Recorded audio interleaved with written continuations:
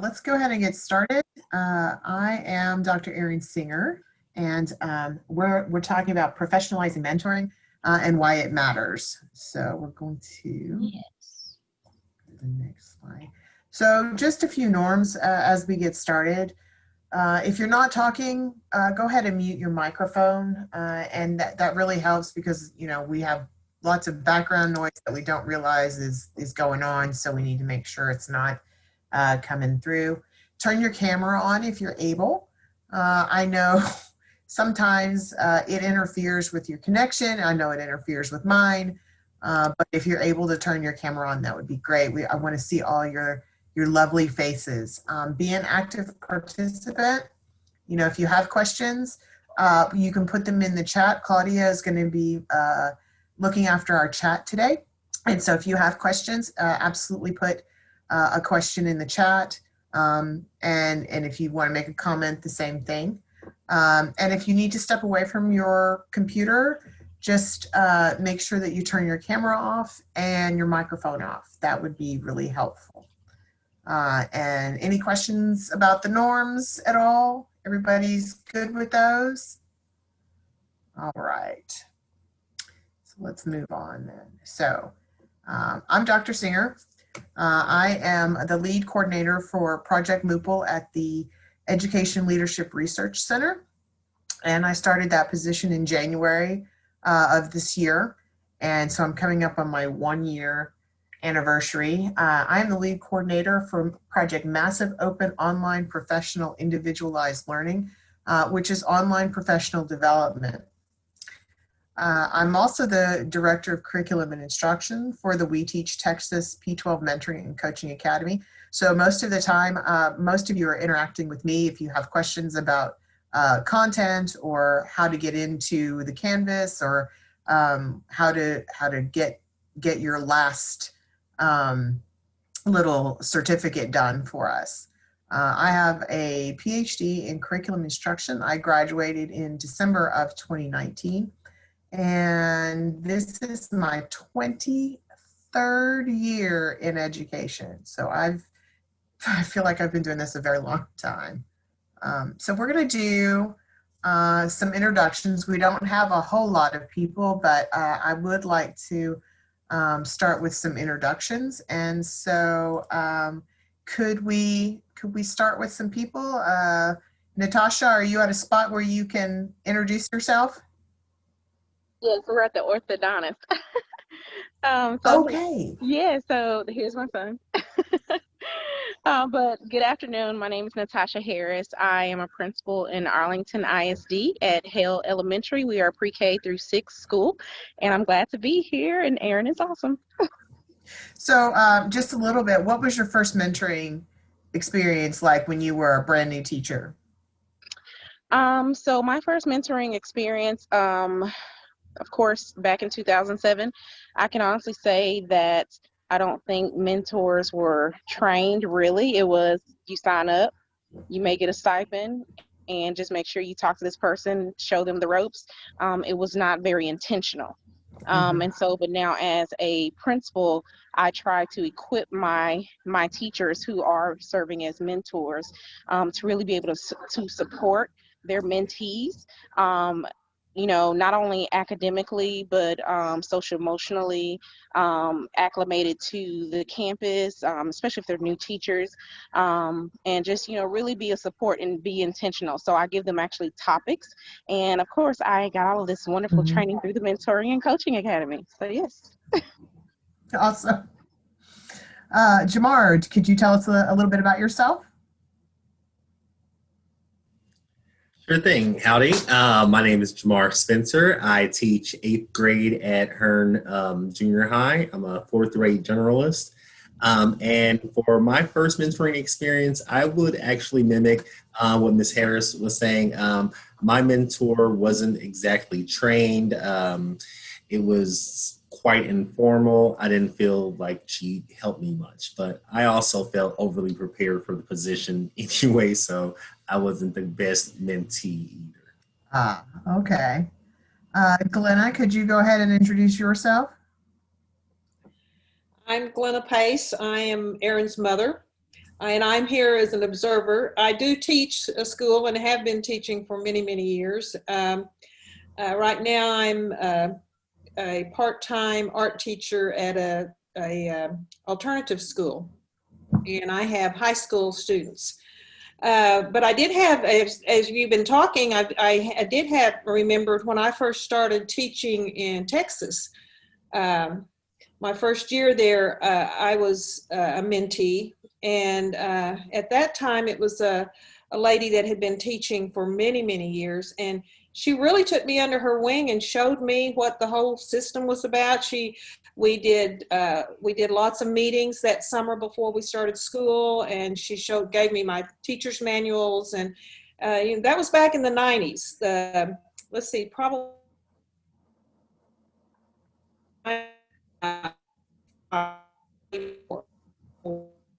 And so years ago. So at that time, I don't even know if they had a formal mentoring program, but that lady was very sharing and a good person to know during that year.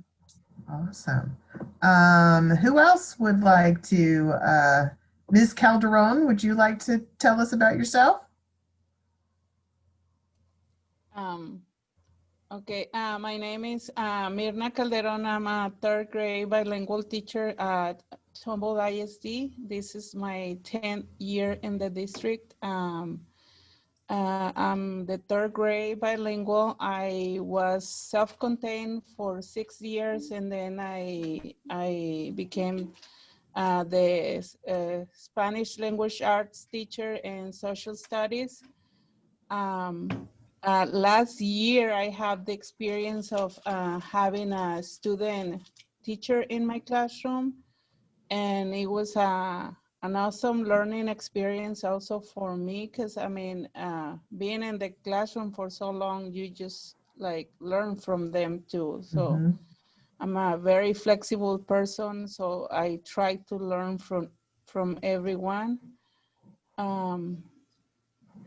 And I don't know, do I have to mention my mentor when I was a student teaching? And we also have If you want to, you don't have to.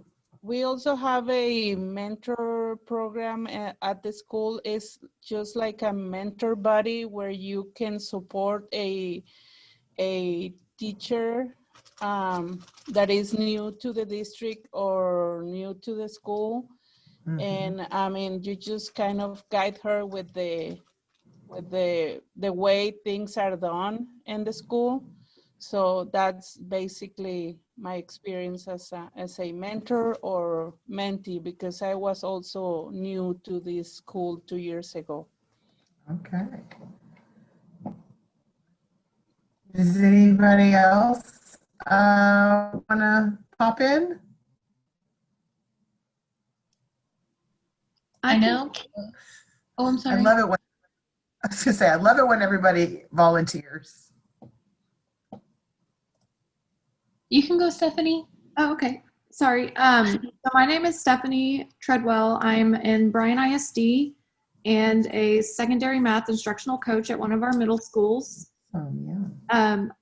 About, I want to say 8 years ago, I had an A&M methods student and student teacher. And so I was a mentor then, and then a lot through what I do now, I mentor a lot of teachers as well. And then when I was student teaching back at my hometown in a junior high math class, I learned a lot of what I like, and I learned a lot of what I don't want to do. So it was a very enlightening experience. And then also being on the other side of that, I learned a lot from my method teacher and student teacher as well.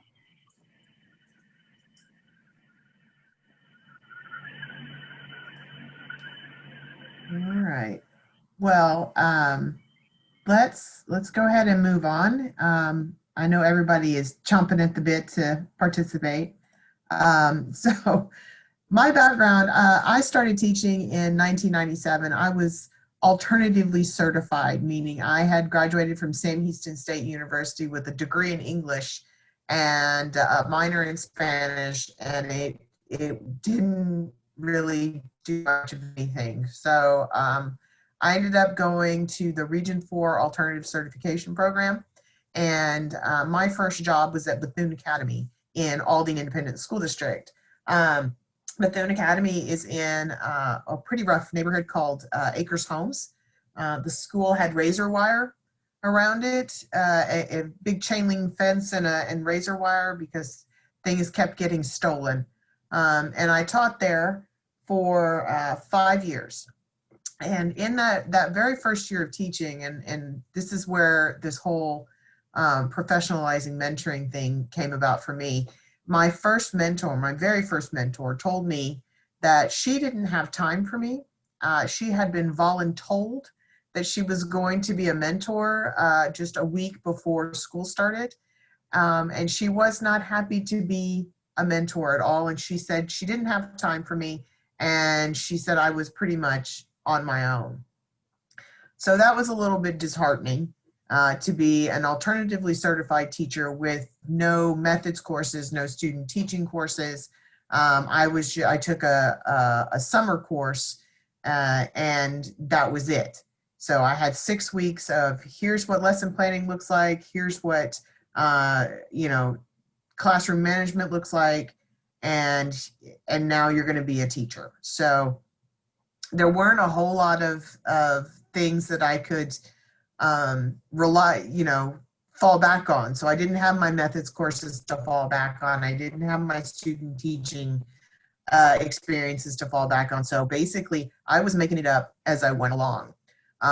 What was really good, at least my first year of teaching, several months, I think it was around October, the lady so I ended up teaching ESL for 4th and 5th graders. And the lady across the hall from me was teaching special ed, and we were doing pull-out programs. And at one point, she came to my classroom and knocked on my door because my class was out of control. And she basically said, "You're gonna have to get it together, girl, or these kids are gonna eat you alive." And these are 4th graders. And so she had me come across and watch her class. She took time out to show me how to do my lesson plans and make sure I was doing them correctly. But she, didn't have to do that. She wasn't required to do that. And so she just basically showed me the ropes of what it was to be a teacher in Aldine. I moved after that 5 years, I moved to Tomball ISD, and I taught there for 6 years.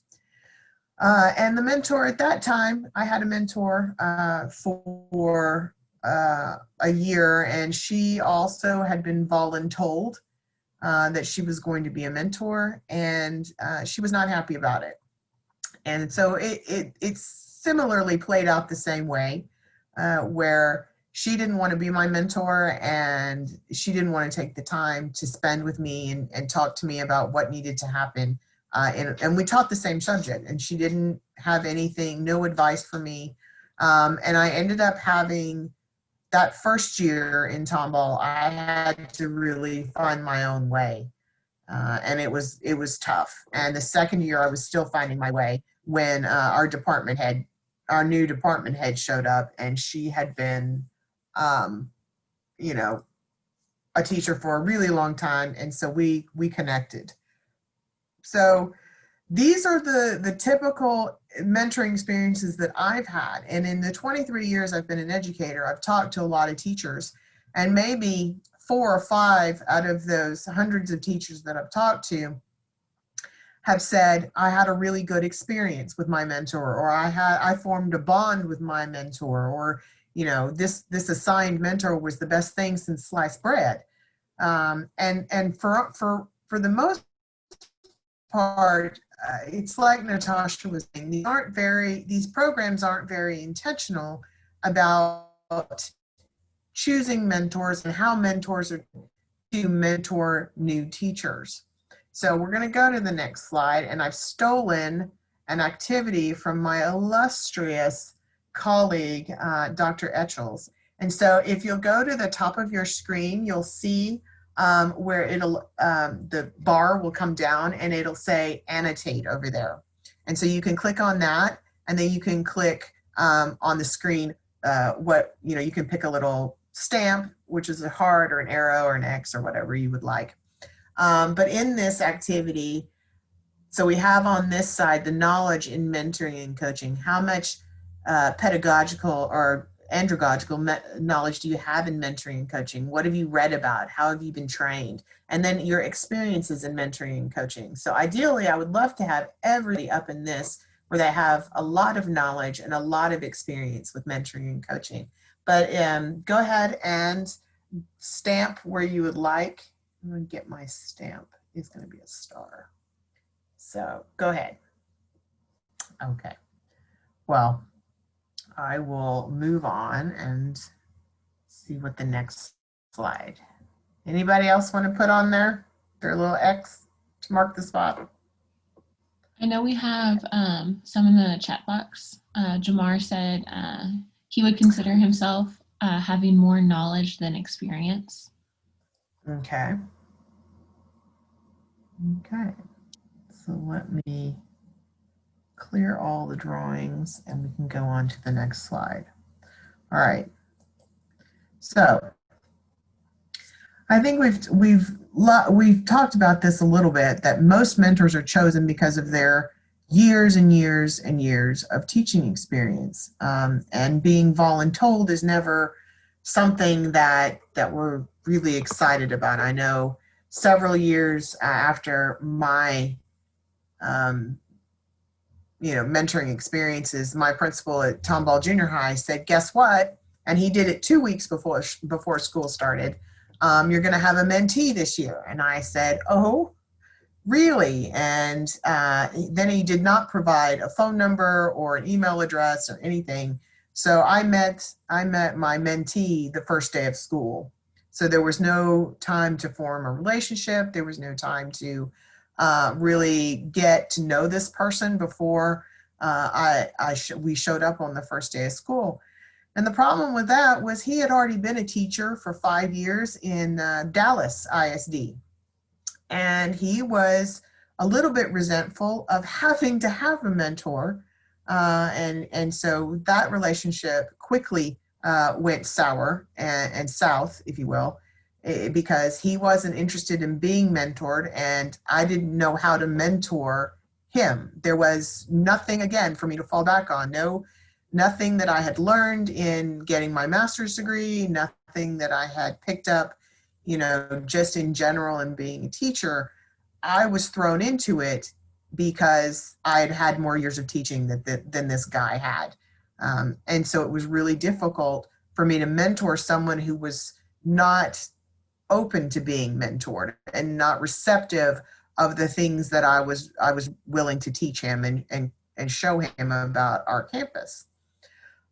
So again, that relationship did not work out. And I wasn't asked, I was told. And that causes a problem, I think, with a lot of mentors. Being asked, it seems like the principal or the administrator feels like, you have a choice in the matter. You have that option to say, no, I don't think I'm prepared for this, or no, I don't think I can do this right now with everything that I've got going on with my life. So we're not always asked. We're told you're going to be this person's mentor and you're going to do it for a year with or without a stipend. I know I didn't get a stipend in Tomball. That may have changed, but that was just kind of an expectation that you would be a mentor. I wasn't comfortable with it. I wasn't overly enthusiastic about it, but those first few weeks of school, I was willing to take it on and try. It can cause resentment between the mentor and the mentee. If you're being told that you have to do something and, God forbid you don't actually like your mentee or you don't actually like your mentor, there's a lot of resentment that could come into play. And again, we're not actually trained to be mentors. We're being asked based on our ability to teach children and the fact that we have 10 or more years of teaching experience. So there's nothing in that that says, I am qualified to teach an adult, or I'm qualified to mentor an adult. So it's important that we have this professionalism of this role that people are playing. It's not something that should be taken lightly. It shouldn't be just randomly assigned. I'm picking so-and-so and so-and-so and so-and-so, and they're going to be mentors. It's not intentional. We need to make sure that the mentoring is intentional. So beginning teachers matter. And I think we're pretty clear that novice teachers, and novice really, or any other teacher, frankly, needs a supportive and nurturing environment. We know about the statistics, really, about, you know, over half of teachers quit by their 5th year of teaching. And so what we want to do is make sure that we're keeping our new teachers and our novice teachers in our schools. It's $10,000 to $20,000 to retrain a teacher and to get teachers in and train them. So if districts have a large turnover of teachers, they're expending quite a bit of money that can be used in other places. So one of the things that can help is, you know, that brand new teachers have mentors.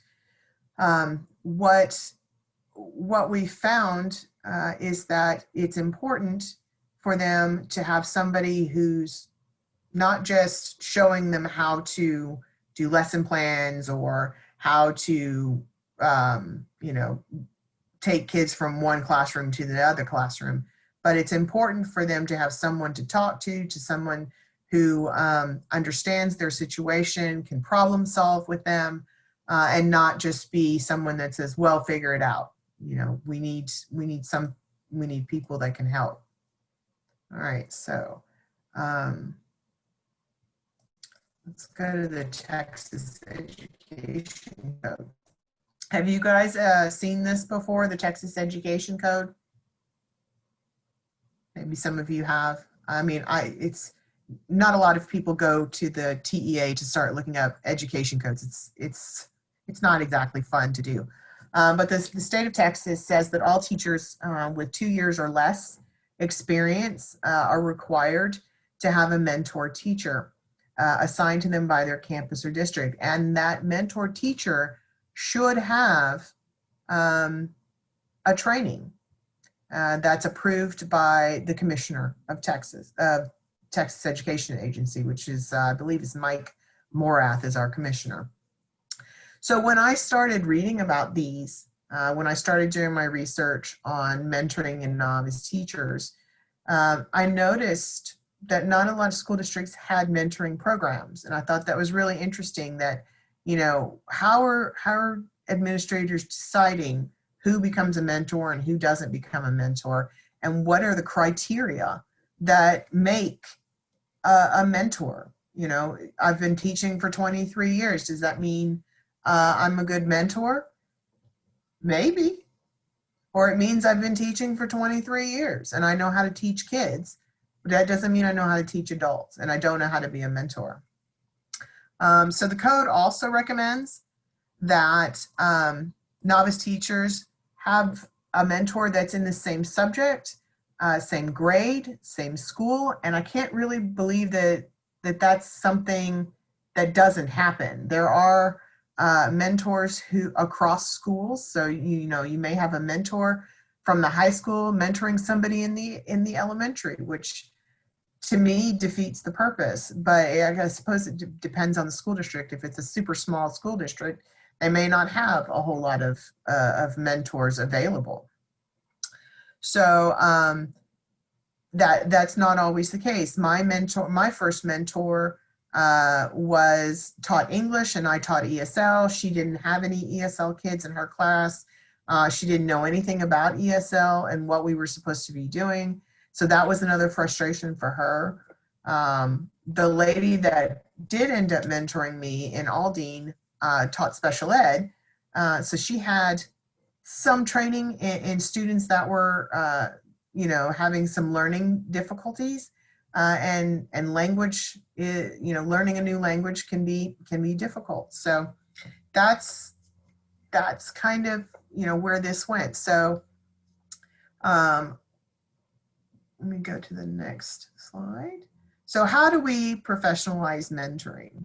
That's the big question, I think, is how we're doing it, and how professionalizing mentoring is important. So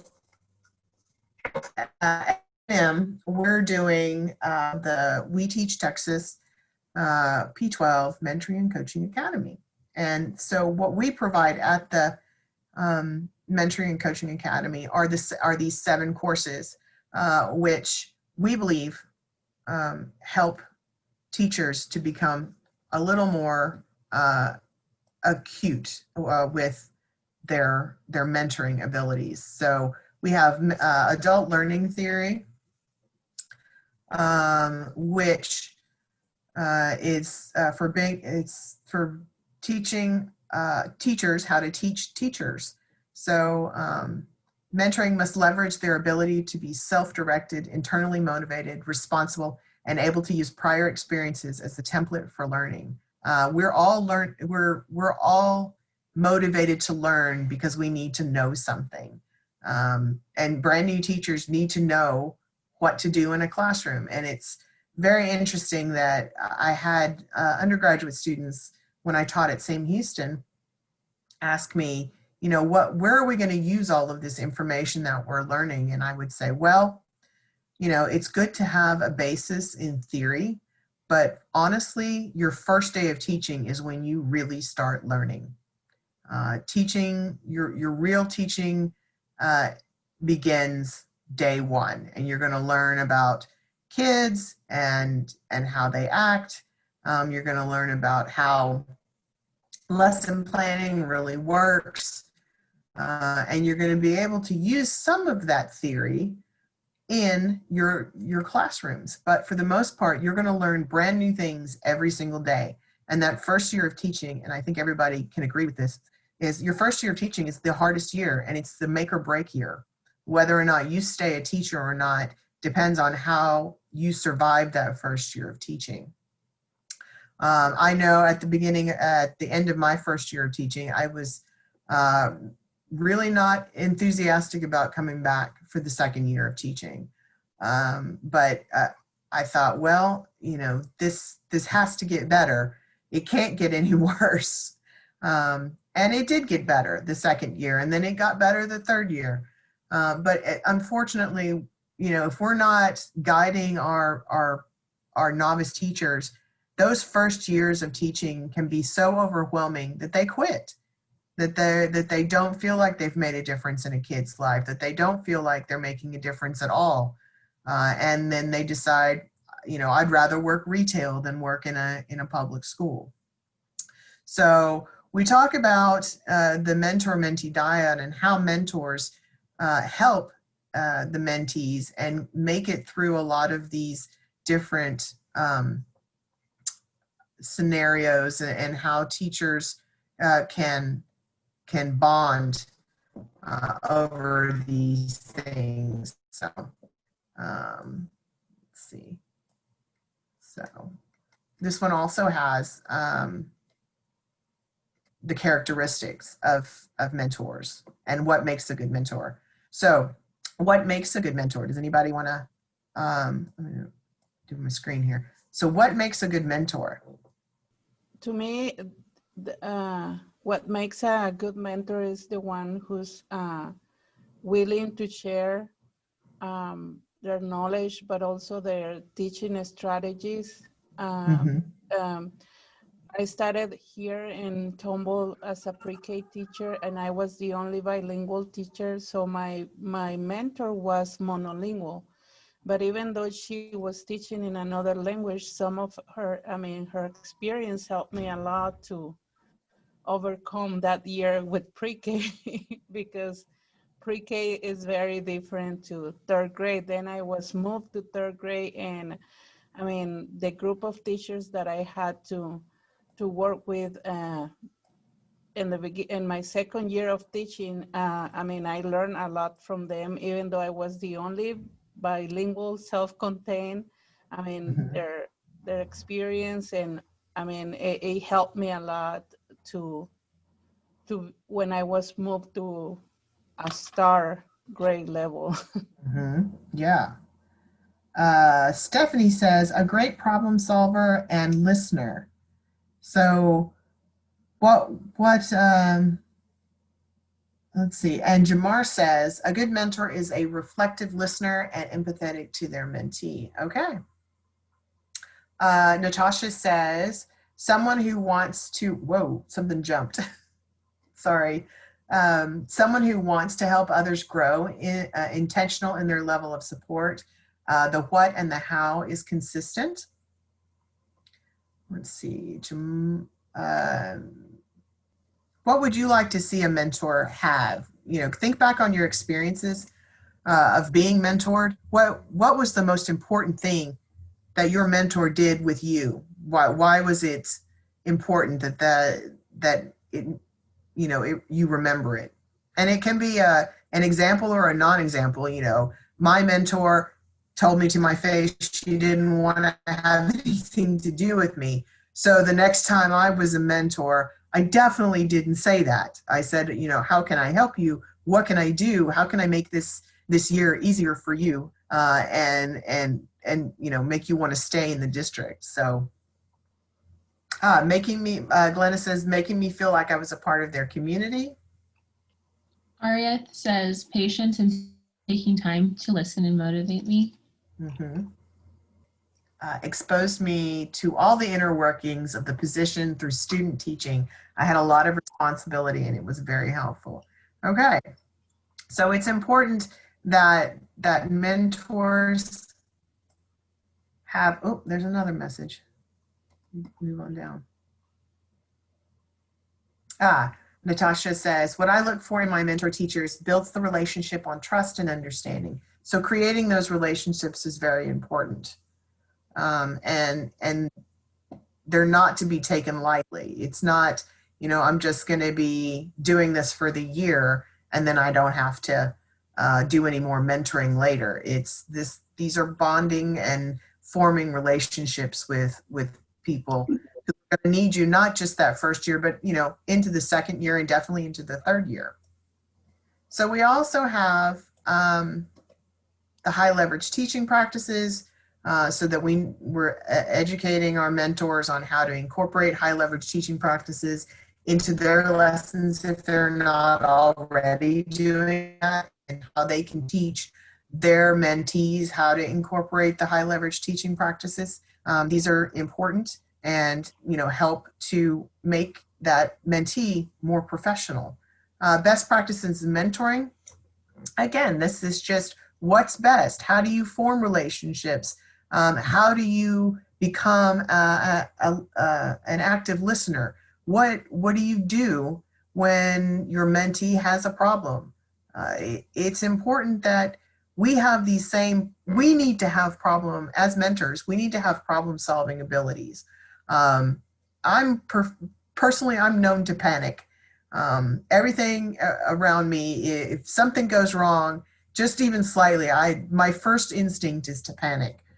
And so it's taken years and years and years for me to get past panicking and thinking, okay, this isn't as bad as you think it is. This is something you can problem solve. No worries, you're going to be fine. And I think that's an important attitude to have when you're mentoring someone else who is panicking. Oh, my classroom fell apart. The kids are, you know, all over the place. The room is on fire. You know, it's important that you stay calm and that you're able to project that type of calm and comforting attitude that, you know, we can get through this. It's not something that this has obviously happened to teachers before. This isn't unique. You definitely this is something we've seen before. We've seen kids tear up classrooms. We've seen, you know, kids do crazy stuff in classrooms. So, you know, helping those brand new baby teachers to understand that there is a solution for whatever it is that you think is going on. Then we have the coaching, which is to improve instructional practices. and student outcomes. Every beginning teacher needs a coach who promotes teacher development and has a growth mindset. These are important. The online mentoring, I think we've talked about before, is not, I think, something that we've really done before. I know that a lot of the mentoring that happened for me was face-to-face. But I think here in 2020, and we've got COVID going on, I think it's becoming more of a standard to have meetings online, and that we can still continue to mentor our brand new baby teachers online. That just because we can't be in the same building or we can't be in the same classroom doesn't mean we can't still mentor our novice teachers. So, you know, being online is one of the best ways to continue doing that.